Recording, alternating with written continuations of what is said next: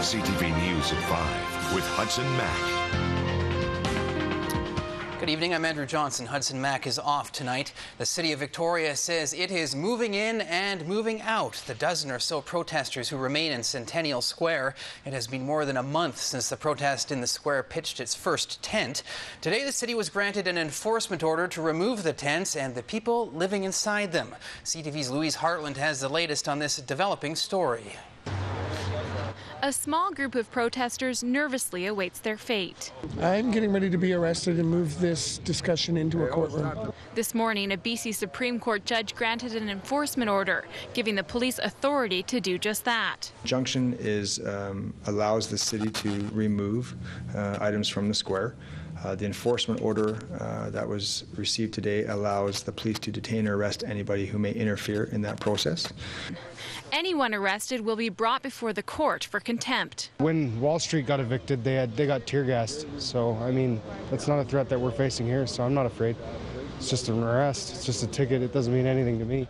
Some campers packed up their things in anticipation of the police arrival. But late this afternoon, nothing had happened. We are now, our city crews and police are coordinating the timing of when it would be appropriate to come in and remove the remaining materials with police support.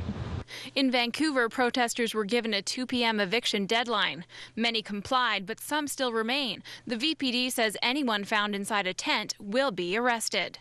A number of the demonstrators moved their things just a block away to the BC Provincial Courthouse. And the tents are still standing in NANAIMO. There has been no court action to stop the movement in the Harbour City, and the mayor says the city hopes to keep it that way. We really don't want to get involved with any court action, and we're hoping that we can work out an arrangement with Occupy NANAIMO. Court actions, I think, are a very regrettable step. They're extremely expensive, and I don't think there's a clear winner in doing that. We'd rather negotiate, and I think we can do that. Some of the remaining protesters here say they may head north to join the fight. I'm just going to go to a different Occupy movement. I'm just going to go to help the ones that are still thriving.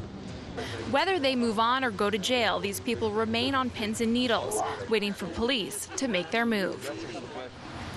Louise Hartland joins us live with more on the story. Louise, is there any indication of when exactly police may move in and how much this protest has cost the city?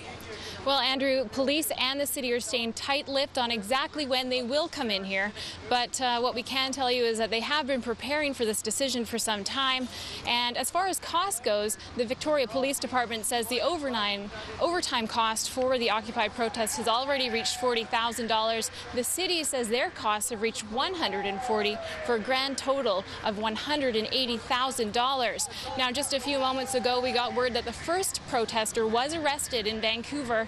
This is some video that was shot just outside of the Vancouver Art Gallery near an intersection, Robson and Howe. And we hear that this may have started over a fist fight, and that person was arrested. Maybe a sign of things to come here, and hopefully everything will happen here peacefully, but you never know. All right, we will be keeping a close eye on developments in Centennial Square tonight. Thanks, Louise.